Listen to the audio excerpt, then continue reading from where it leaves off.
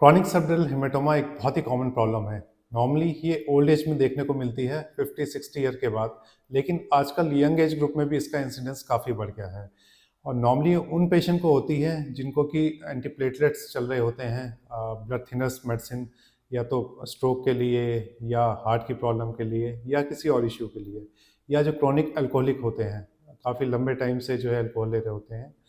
इसके अलावा kidney patient में और लीवर पेशेंट में भी इसका इंसिडेंस काफ़ी ज़्यादा होता है।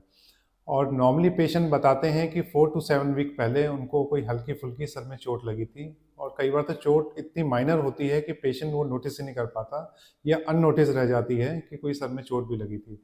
तो ऐसी एक 57 ईयर के मेल पेशेंट हमारे पास आए, और इनको 5 डेज़ से इनको काफ़ी सर में तेज़ दर्द था।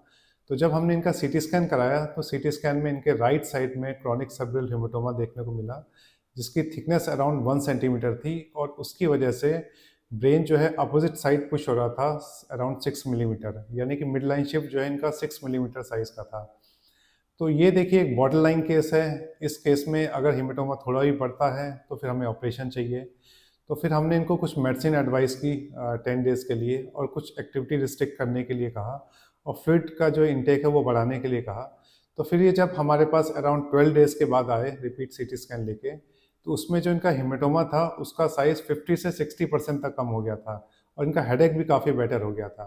तो फिर हमने इनको 3 वीक्स के लिए मेडिसिन और एडवाइस कर दी, और अब उम्मीद करते हैं कि मेडिसिन से ही इनका क्लॉट जो है वो रिज़ॉल्व हो जाएगा, और इनको ऑपरेशन की ज़रूरत नहीं पड़ेगी। तो देखिए क्रॉनिक सर्ब्रल हेमेटोमा जिन भी पेशेंट को डेवलप होता है उनमें हल्के-फुल्के ट्रॉमा की या हेड ट्रॉमा की हिस्ट्री ज़रूर होती है। लेकिन इसका मतलब ये नहीं है कि अगर आपको हल्का-फुल्का हेड ट्रॉमा हुआ है तो आपको क्रॉनिक सर्ब्रल हेमेटोमा होगा ही होगा।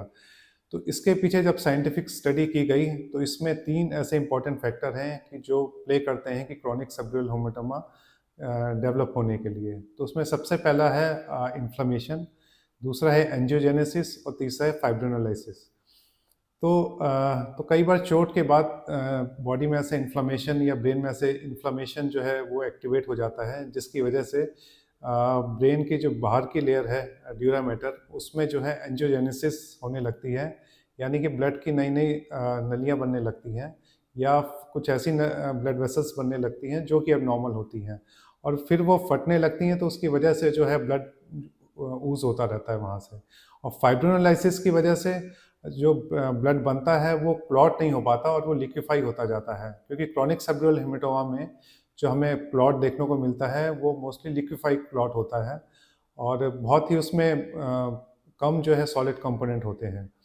तो इन प्रोसेस के बेस पे कि ये क्रॉनिक सबडल हेमेटोमा के होने के जो फैक्टर हैं, ये 3 फैक्टर, तो इन्हीं के बेस पे फिर कुछ मेडिसिन जो है वो डेवलप हुई हैं। हालाँकि वो मेडिसिन दूसरे इंडिकेशन के लिए यूज़ होती हैं, लेकिन क्रॉनिक सबडल हेमेटोमा में भी उनका अच्छा रोल देखने को मिला है, और वही मेडिसिन हमने इन पेशेंट को दी थी, जिनसे कि इनका क्रॉनिक सबडल हेमेटोमा जो है वो एब्ज़ॉर्ब हो गया था। तो इसमें पहला है लो डोज़ स्टेरॉइड। तो देखिए स्टेरॉइड बहुत ज़्यादा नहीं देना चाहिए, और बहुत ही कम डोज़ पे देना चाहिए, क्योंकि लॉन्ग टर्म देने पे उसके साइड इफ़ेक्ट आने लगते हैं। तो इन पेशेंट को हमने जो है लो डोज़ पे और कुछ लिमिटेड टाइम के लिए स्टेरॉइड दिया था। इसके अलावा कोलेस्ट्रॉल कम करने की दवाइयाँ, वो उसका भी क्रॉनिक सबडल हेमेटोमा में अच्छा रोल देखने को मिला है। तीसरा है एंटी फाइब्रिनोलिटिक एजेंट्स, जैसे कि ट्रांexamic एसिड। तो ये भी क्रॉनिक सबड्यूलर हेमेटोमा में हेल्पफुल होती है। और चौथा है बीपी कम करने की दवाई, कुछ एक स्पेशल बीपी कम करने की दवाई है जो कि इसमें यूज़फुल होती है। तो हालांकि ये मेडिसिन आप बिना डॉक्टरी सलाह के अपने मन से बिल्कुल नहीं लें, क्योंकि क्रॉनिक सबड्यूल हेमेटोमा कई बार एक मेडिकल इमरजेंसी भी बन सकता है।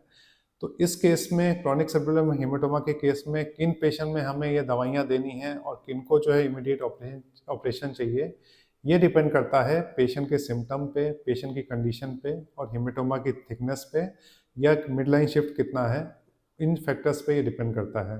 तो अगर तो पेशेंट का हेडेक बहुत ही सीवियर है, पेशेंट जो सुस्त हो रहा है, पेशेंट को हाथ पैर में वीकनेस आ रही है, स्पीच में प्रॉब्लम आ रही है, मेमोरी में प्रॉब्लम आ रही है, या ढंग से पेशेंट बोल नहीं पा रहा, तो डेफिनेटली फिर ऐसे केस में फिर ऑपरेशन चाहिए ही चाहिए।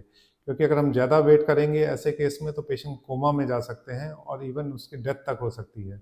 लेकिन अगर ये हेमेटोमा बॉर्डर लाइन है और पेशेंट को कोई मेजर सिम्टम नहीं है हेडेक के अलावा, तो हम मेडिकल ट्रीटमेंट भी ट्राई कर सकते हैं, जैसा कि हमने इन पेशेंट में किया था। तो ये पेशेंट जो है ये बेसिकली डिपेंड करता है कि पेशेंट के सिम्टम कैसे हैं। तो हल्के फुल्के क्रॉनिक सबडल हेमेटोमा अगर थिकनेस उसकी कम है तो हम मेडिसिन से भी इसको ठीक कर सकते हैं। धन्यवाद।